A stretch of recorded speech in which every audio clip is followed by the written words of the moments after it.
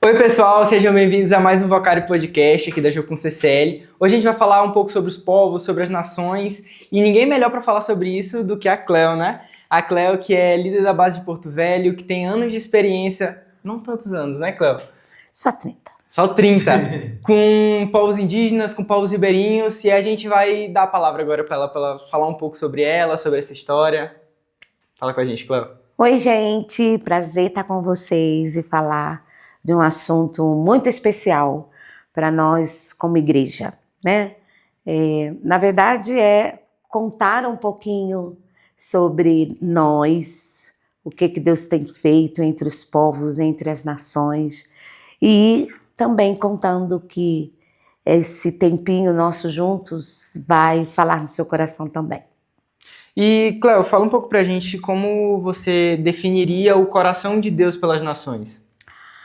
Bem, toda a Bíblia fala sobre o coração de Deus para os povos. Nós vemos um Deus que lá no começo, né, fala com Abraão, sai da sua terra, da sua parentela e vai para o lugar que eu te mostrarei. E ele vai, e ele serve, e o Evangelho vai caminhando através desse processo. Nós temos um Jesus que na ascensão, ele deixa uma mensagem poderosa que tem efeito nas nossas vidas até hoje, vai continuar. Ele dá uma última ordem, né? Olha, vocês vão por todo mundo, vocês vão pregar o evangelho para toda criatura, vocês vão pregar em Jerusalém, Judeia, Samaria, até os confins da terra. Então, todas essas duas são só um vestígio do começo das muitas mensagens que a Bíblia tem sobre irmos aos povos, irmos às nações. A gente sabe que você tem alguns aninhos na Jocum aí, né, trabalhando, mas qual foi o ponto crucial em que você entendeu de fato que você deveria gastar sua vida em prol da causa do reino de Deus? Então, gente, primeiro é um privilégio mesmo, né? Nós podermos ser úteis para o reino de Deus, mas o ponto crucial foi desde o primeiro momento do meu chamado. Quando o Senhor me chamou, eu tenho contado isso em muitos lugares, né? Mas eu estava no Rio de Janeiro e trabalhando como enfermeira, trabalhando na igreja, ativa na igreja, dando aula em seminários, fazendo muita coisa que eu gostava de fazer mesmo, por Jesus, para o reino de Deus avançar. E foi quando eu recebi um convite para ir para Porto Velho, e um convite para ajudar numa campanha de crianças e adolescentes, para que eles pudessem ter esse período de férias, umas férias que eram para evangelismo também, e eles iriam para outra cidade e outro estado, mesmo sendo fronteira. Então eles precisavam de alguém da área de saúde, e eles não tinham uma pessoa para isso. E me convidaram, a história é grande, eu vou resumir para vocês. Então eu orei, pedi a Deus se era isso mesmo, se ele queria isso, que ele me desse condições, porque era rápido, eu precisava chegar em menos de uma semana lá. E quando eu vi Deus abrindo as portas, eu fui para Porto Velho, para uma campanha inicialmente de 25 dias. Fazem só 30 anos. Mas lá, durante essa campanha, tem uma música de King's Kids muito conhecida, né? Que é um clamor, né? Para a gente levar a luz, no nome de Jesus, né? Leve essa luz, em nome de Jesus, leve esta luz. E eu sempre falo isso, né? Que o rapaz que estava na frente, Mateus, um menino, né? Adolescente, em todo lugar que eu estava, a mão dele vinha na minha direção. Em nome de Jesus, leve esta luz, leve esta luz. E eu comecei a ficar incomodada, né? E eu falei, Deus, o Senhor está falando alguma coisa comigo. E realmente, a campanha de King's Kids acabou no dia 5 e a ETED em Porto Velho começava no dia 7. Uau. E eu fiquei, depois que eu terminei minha ETED, com a minha mala de 25 dias. E aí, depois que eu terminei a minha ETED, eu fui para o Rio só para organizar as coisas, realmente pedir mesmo exoneração do emprego, né, que eu tinha, e realmente e levar essa luz. Mas você me perguntou sobre o ponto crucial. Esse foi o momento. O ponto crucial foi, durante a campanha, eu tive um sonho. E esse sonho definiu, eu acho que esses 30 anos. Porque, na verdade, eu tive um sonho vendo uma criança no meu colo, e como eu era da área de saúde e de obstetrícia também, né? Pediatria, neonatologia, então, como enfermeira, né? Então, eu vi que estava na hora de cortar o cordão umbilical. A criança estava comigo, mas o cordão estava conectando ainda, né? E eu falei, Deus, está na hora, né, de cortar, no meu sonho, né, está na hora de cortar esse cordão. E aí eu falava, mas eu, ao mesmo tempo, eu não tinha coragem de cortar. E era meio estranho, né, porque eu já tinha cortado tantos cordões, né, por que eu não estava com coragem ali? Mas eu comecei a entender e eu pedi a Deus que me ajudasse, eu cortei aquele cordão. No sonho, quando eu cortei o cordão, eu entrava num barco que hoje eu sei que era uma voadeira. E conforme a voadeira estava indo, eu começava a ver rosto dos povos, das tribos, bandeiras. E ali eu entendi que ele estava me chamando para, de alguma forma, servir aos povos e servir às nações. Realmente ouvindo essa história, assim, um pouquinho do que você está falando, não tem como não ouvir a voz do Senhor e não obedecer, né? Parece que é algo que não há essa possibilidade, né? E você falando de povos, como você diferencia os povos da nossa nação, as etnias, com os povos das outras nações? Existe alguma diferença? Qual o seu olhar para ambos? Na verdade, as diferenças culturais são muito grandes, né? Porque Deus, em sua multiforme sabedoria, Ele criou o ser humano à imagem e semelhança dele, mas com muita beleza, né? Muita divindade, muita criatividade, né? E eu tenho tido a oportunidade de ter contato com alguns povos de diferentes países, né? Então, você encontra os povos indígenas do Brasil, né, com características lindas, né, com uma cultura rica, né, uma resistência desses povos ao longo do tempo da história, de terem preservado língua, cultura. Então, os povos indígenas do Brasil, eles têm uma força muito grande, uma beleza, né? Os cocares, os colares, a maneira de se vestir, a diversidade linguística, né? Que é algo lindo, né? Você tem vários que dominam o português, mas nós temos muitos povos no Brasil que preservam a sua língua e que as gerações falam a língua materna, né? E então, ao mesmo tempo, você vai para o continente africano, você vê uma outra multiforme sabedoria de Deus também demonstrada através daquelas cores maravilhosas, tamanhos, música, danças, né? Tambores. Então, isso é muito interessante, né? A gente vai para a Ásia, aí você chega com os indianos, né? Com aquela beleza de roupas, saris, né? E Deus ali presente, sendo exaltado em tudo que Ele criou, né?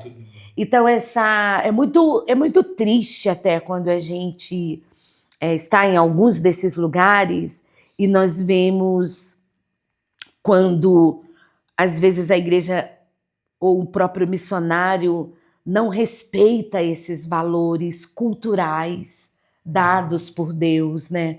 E aí acaba um processo de evangelismo que vem caminhando junto com o que não deveria caminhar, que seria um processo de ocidentalização dos povos, né? Então você vai levando, às vezes, o evangelho de uma forma que você não permite que eles possam exaltar ao Senhor com a sua cultura, com a sua maneira de falar, com a sua maneira de vestir, né? Porque Deus criou eles assim, né? E a expectativa do final é exatamente essa, né? Povos de todas as tribos, de todas as línguas, de todas as nações, adorando e louvando a Deus, né? Então é uma responsabilidade nossa, né? Devolver, né? Que o evangelho chegue, mas que os povos cheguem diante de Deus com tudo aquilo que Deus tem dado para eles e também abrindo mão daquilo que Deus não tem dado para ele. Toda a cultura, né? A nossa cultura tem áreas que desagradam a Deus e os povos são da mesma forma, né? E hoje existem algumas definições, né? Dentro do Brasil hoje existem os PNAs, né? Sim. Conta um pouco pra gente mais ou menos o que eles são, como funciona, como a gente como missionários lida com esses grupos hoje em dia. Então, excelente pergunta, porque na verdade nós temos no Brasil, quando a gente pensa em Brasil, nós temos uma expressão forte de segmentos menos evangelizados, né? Ou seja, é uma pesquisa feita pela Associação de Missões Transculturais, que é a MTB, na qual nós fazemos parte também, agrega todas as missões que trabalham com povos, né, em missões transculturais. E essa pesquisa foi feita para pontuar onde estão os grupos menos evangelizados. É o que nós chamamos dos segmentos, né? Então, dentre os menos evangelizados, o único segmento que a gente encontra menos alcançado como um PNA são entre os povos indígenas, porque eles correspondem a essa porcentagem de menos de 2% de cristãos, ou seja, uma porcentagem insuficiente, humanamente falando, para alcançar todo o grupo, né? E depois nós temos os ribeirinhos, nós temos, na verdade, sertanejos, nós temos quilombolas, nós temos os surdos, né? Que é um clamor para esse momento que nós estamos, né? Sem a presença, né? Como entenderão se não há quem sinalize, né? Então nós temos os ricos dos ricos, os pobres dos pobres, enfim, são segmentos que estão aí para poder ajudar, nortear a igreja no alcance dos povos. Porque todos têm uma tendência, toda a igreja, em todas as nações, todo o movimento cristão, acaba tendo uma tendência grande de ficar nas cidades, né? E aí, a maioria desses segmentos, eles não, tirando os ricos dos ricos, os pobres dos pobres, ou talvez os surdos, que eles não têm uma marca geográfica, né? Eles estão em todo canto. Mas, quando você fala de indígenas, é mais a turma da floresta, ou os povos até vários da cidade, em lugares diferentes, mas a maioria se reúne em tribos, eles têm uma área, um território, área indígena onde eles vivem. Quando você fala de ribeirinhos, você já está falando daqueles que geograficamente estão posicionados na beira dos rios, né? E assim vai, sertanejos, quilombolas, né? Então, o que a gente percebe? Se nós não formos intencionais em obedecer, esses grupos vão ficando com menos acesso ao Evangelho. Né? Então, Jesus deixou uma ordem para nós. Vocês serão minhas testemunhas. Jerusalém, né? Na cidade onde a gente está, Judéia, já outros estados, Samaria, um pouquinho mais, países, ali, né? Lugares mais distantes, até os confins. Né? A expressão do tradutor da Bíblia nesse momento, ou seja, todos, até os confins da terra. É uma responsabilidade muito grande, né? Porque a gente, como igreja, a gente vê que em certos pontos a gente está avançando, mas ao mesmo tempo há uma responsabilidade que a gente pode fazer mais. Exato. Porque existem muitos povos na nossa nação em que a gente pode ser resposta, né? A gente vê, por exemplo, a gente está no estado do Paraná aqui mesmo, há várias aldeias indígenas aqui que a gente pode alcançar. Incrível. Eu mesmo tive experiência esses dias com algumas pessoas, mas a gente precisa ter esse olhar amplo, né? Exatamente. Agora, pegando também essa questão dos povos, claro que a gente olha para a nossa nação, né? Que é o nosso bem mais precioso, vamos dizer assim, né? Algo que a gente prioriza mesmo. Mas como você enxerga a questão da janela 1040? O que é a janela 1040? Vamos começar por essa parte. Exatamente. Na verdade, a gente vê que há muitas definições nessa área da missiologia, né? Ao longo do tempo, nós vamos vendo marcadores, né? Tudo isso para ajudar a igreja a cumprir o seu papel. Então, um exemplo, né? A gente tem falado que na verdade, é um assunto que nós temos muitos anos, da década de 90, surgiu os estudos a partir da janela 1040, que a gente chama de uma área, na verdade, geográfica, no mapa, onde se concentram ali povos com menos acesso ao Evangelho, dificuldades na área da educação, saúde, enfim, várias áreas. E o que acontece? Deus é muito bom, né? Nós temos ido em muitos desses lugares. Muitas pessoas têm.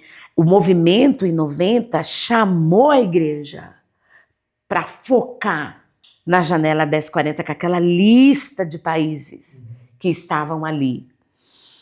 E hoje nós vemos um outro movimento, que é o movimento da diáspora, né? Ou seja, muitas pessoas nesses países, por causa de conflitos, né, e muitas outras perseguições, saíram de lá.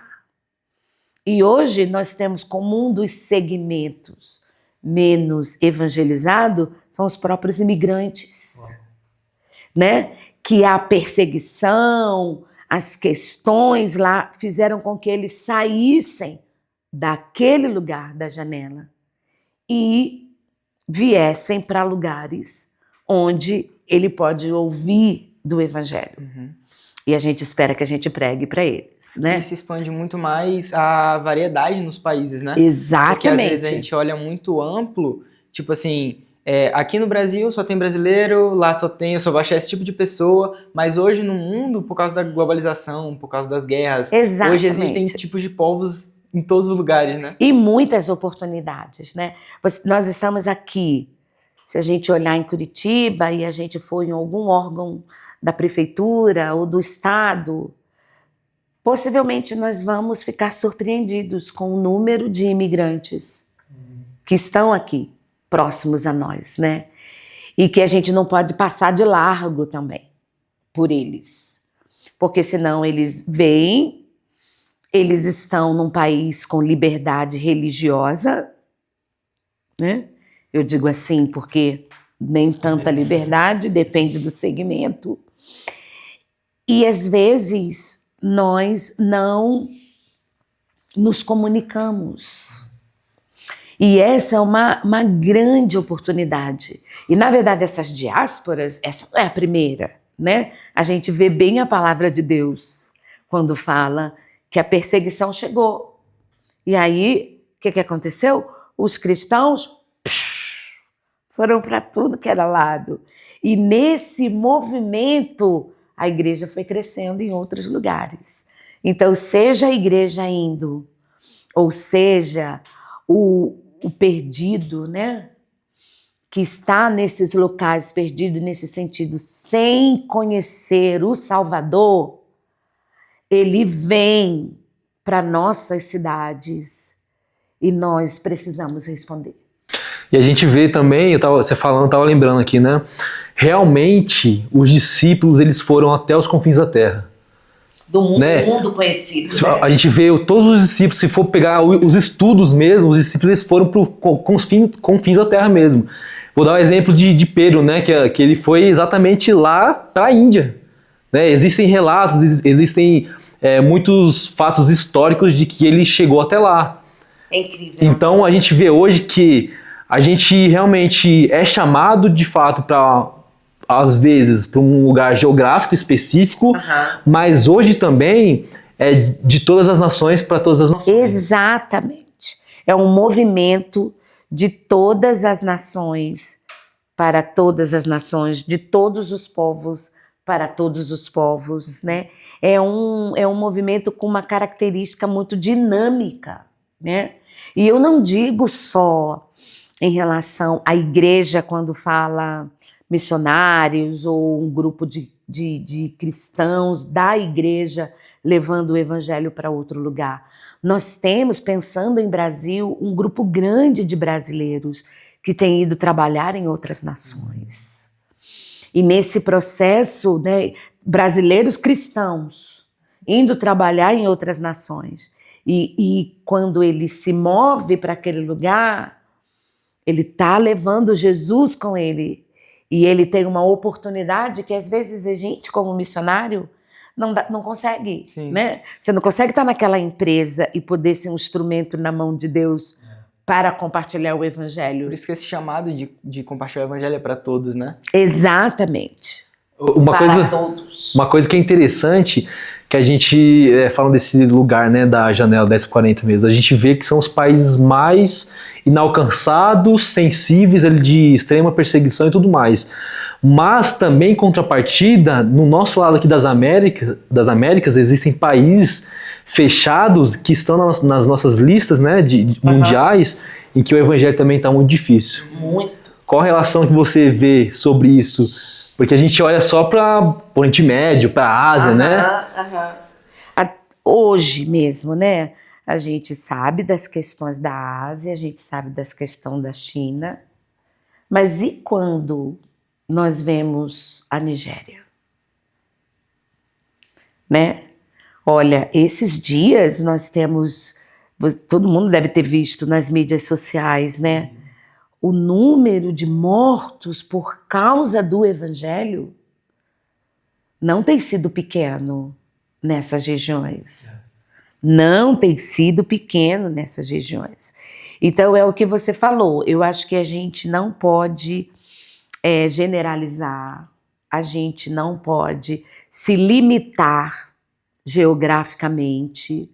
A gente precisa continuar atento, ouvindo a voz de Deus. Olha, quantas pessoas receberam o evangelho, às vezes no próprio campo de refugiados. Né? Então, sabendo que, claro que nós não gostaríamos que as pessoas estivessem nessa condição, mas uma vez ela estando lá, vamos lá compartilhar sobre o amor de Deus, né? Para que ele não esteja, ainda que ele esteja preso, mas que a alma dele esteja livre por conhecer a Jesus. Não sei, mas às vezes o que eu penso, a igreja tem muito potencial. Nós temos muito potencial. A igreja é grande, a igreja brasileira é forte. A igreja brasileira, ela é rica de dons.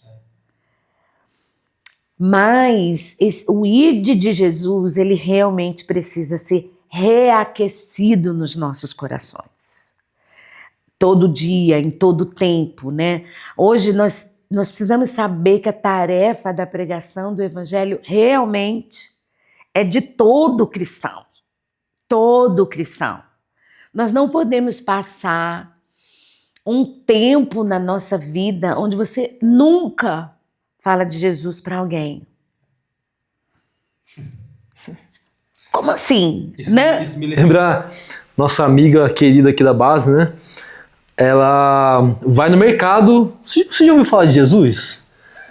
Você tá bem? Aí Deus começa a ministrar, né? Não devia ser uma mania santa. Vou pegar um Uber, vou falar de Jesus, né? Vou compartilhar aquilo que eu tenho de mais precioso, que é Ele, né? Exatamente. Nós viemos, essa geração mais nova, né? Eu me converti aos 14 anos. E nessa época,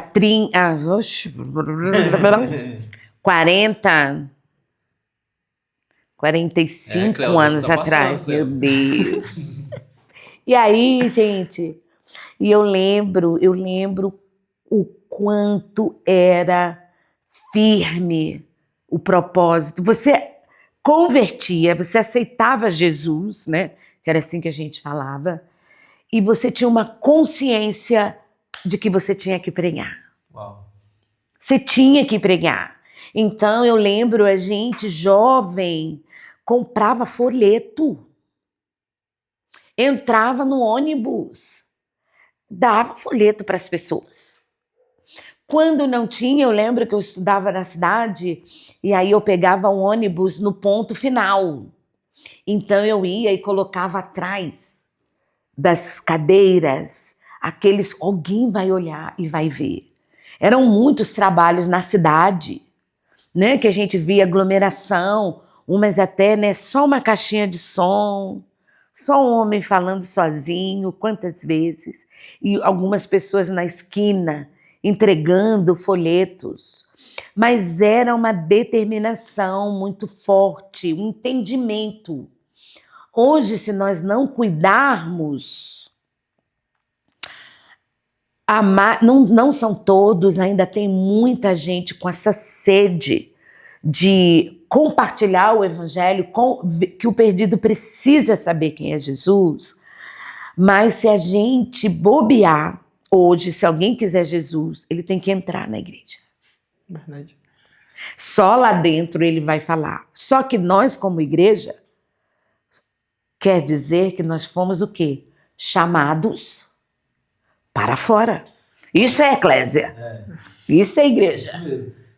Inclusive, eu tenho pensado muito nisso esses últimos dias, porque nós temos feito alguns trabalhos de evangelismo aos redores aqui da base, né?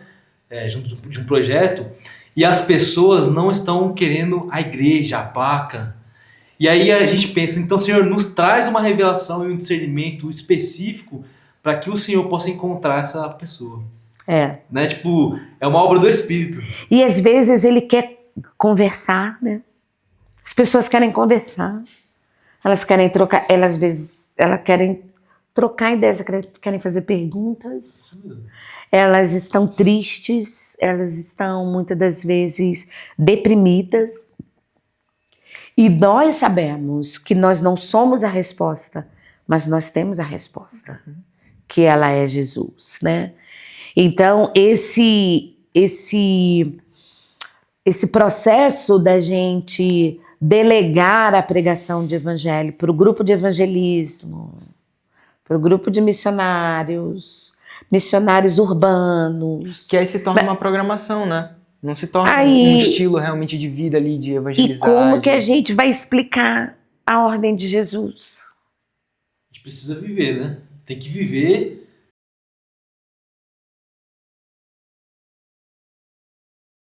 Exato. Uma vez a gente estava na Argentina e aí a gente ia numa casa de uma senhora e falando de evangelismo, fazendo evangelismo para ela, falando de Jesus. Essa senhora ela ficava assim, ó, passando a mão, porque o Espírito Santo estava tocando nela. Olha aí. E aí no final a gente fez o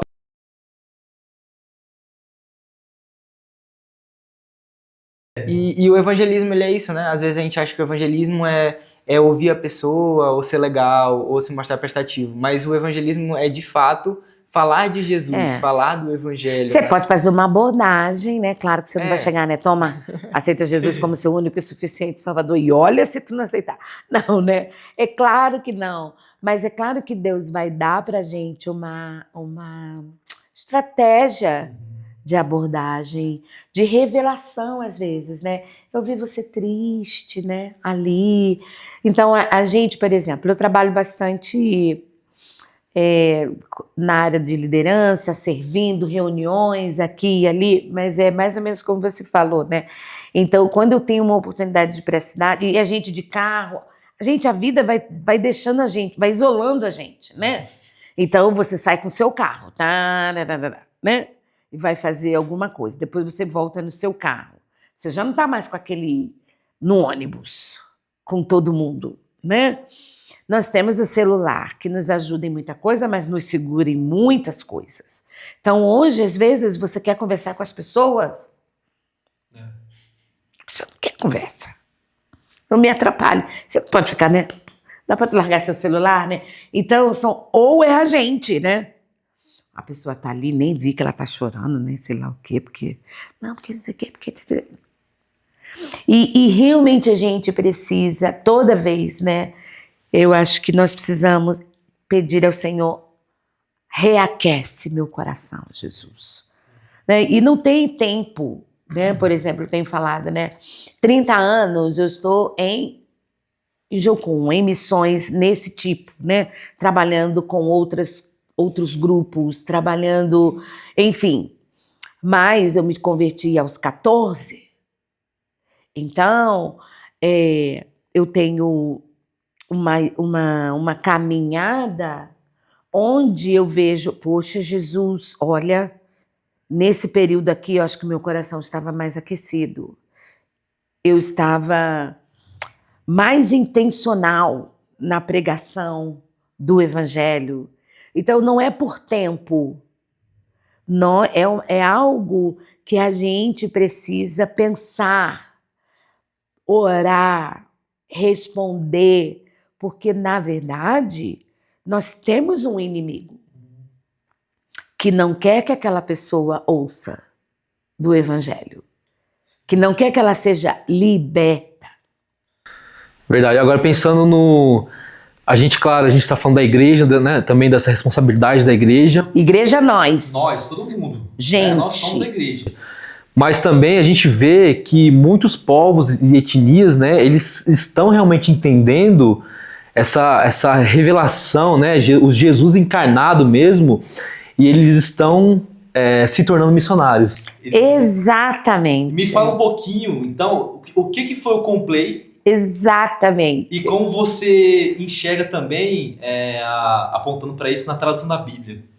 Então, gente, o Complay, ele é na verdade, um ajuntamento, é um congresso, né, nacional de pastores e líderes indígenas. Nós temos um movimento grande, um movimento forte no Brasil, de muitos pastores indígenas, teólogos indígenas, que eles, homens e mulheres, professores de seminários, assim, caciques, tradutores da Bíblia, mentores na Bíblia, entre os povos. E tivemos, de 4 em 4 anos tem uma reunião, e nós tivemos um encontro de aproximadamente 1.500. Aconteceu na base de Porto Velho. E foi lindo o mover de Deus, o povo compartilhando, e que é um problema no nosso país. Nós temos uma liberdade religiosa que, quando o assunto são os povos indígenas, parece que há questões políticas para que eles não tenham acesso ao evangelho, não se tornem cristãos. E, na verdade, eles são livres. E, para nós, no Brasil, isso está intimamente ligado também com a tradução da Bíblia, né? Uma tradução que, há anos atrás, começou muito mais fortemente com americanos vindo para o Brasil, mas que hoje tem se tornado uma onda imensa de brasileiros, e onde agora nós, como Jocum, estamos podendo surfar também na onda da tradução da Bíblia. O privilégio de ver a passagem de Atos dos Apóstolos, né? Onde também Jesus, né? Ele dá aquela promessa que eles ficassem em Jerusalém até que do alto eles fossem revestidos de poder. Eles ficaram em Jerusalém, eles foram revestidos de poder e eles começaram a falar na língua dos povos que estavam presentes naquele lugar.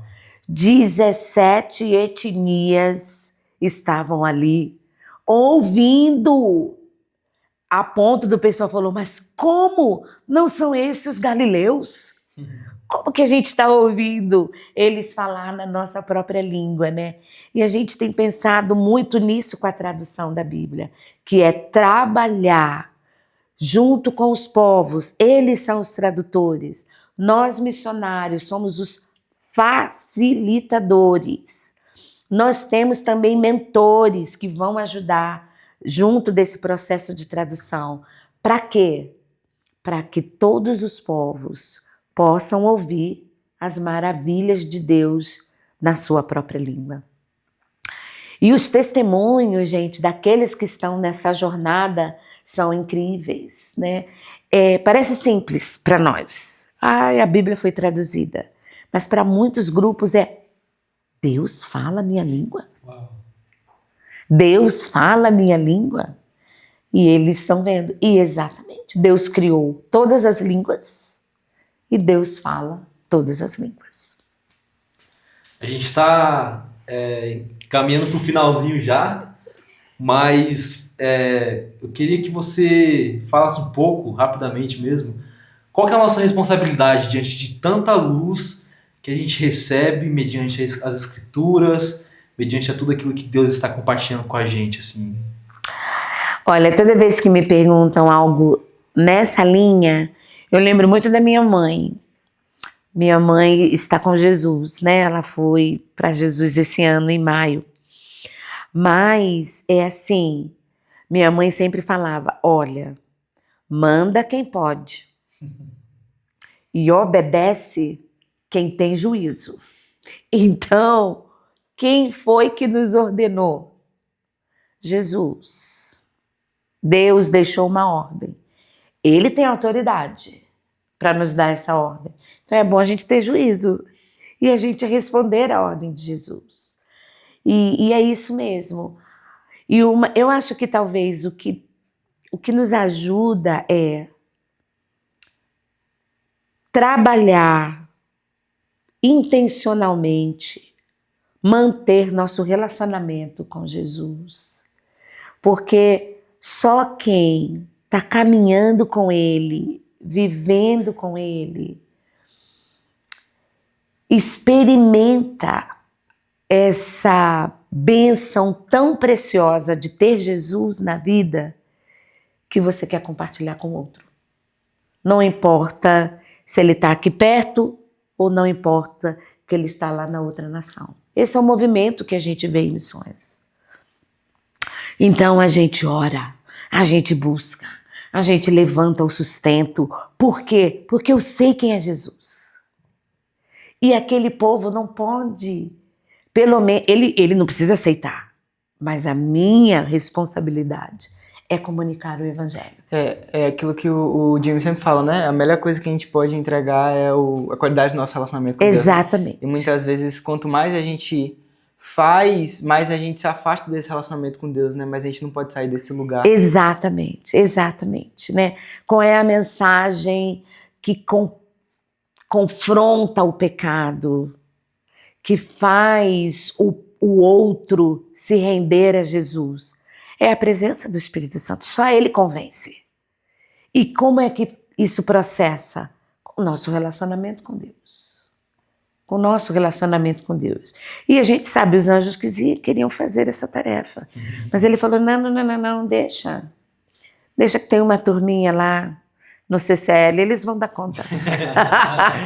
Eles vão dar conta. Anjos, olha, vocês têm seu trabalho. Deixa aí, olha, aquela turminha eu estou chamando, eles vão dar conta. Eles vão dar conta. Ide. Vamos pra cima, né, Cléo? Pra cima. Obrigado por esse tempo. É um privilégio pra gente receber você aqui essa semana, tá com a gente no podcast também. Acho que a gente tem muito para aprender de Deus através da sua vida. Então a gente está muito feliz mesmo com esse tempo. Que Deus possa mesmo continuar te ajudando em todos os trabalhos que Ele colocar na sua mão, todas as traduções bíblicas, todas as nações em que você for, para que a gente possa mesmo alcançar mesmo, né, os povos. Esse é o desejo do Senhor, né? Amém. Nós temos uma turma grande que está envolvida nesse movimento. Eu queria dizer para vocês que vocês podem visitar a gente no norte. Porto Velho, tem muito trabalho na Jocum Porto Velho. Isso aí. Vamos embora. Aqui também tem, de norte a sul. Todos os lugares. Em todos os lugares. É isso aí, pessoal. Obrigado por você estar assistindo com a gente o podcast. Que Deus possa abençoar a sua vida. Em nome de Jesus, que você consiga absorver um pouquinho daquilo que Deus tem compartilhado e responder também a esse grande chamado de Deus. E é isso. Até o próximo episódio. Que Deus abençoe você. Tamo junto. Tchau, pessoal. Falou. Tchau.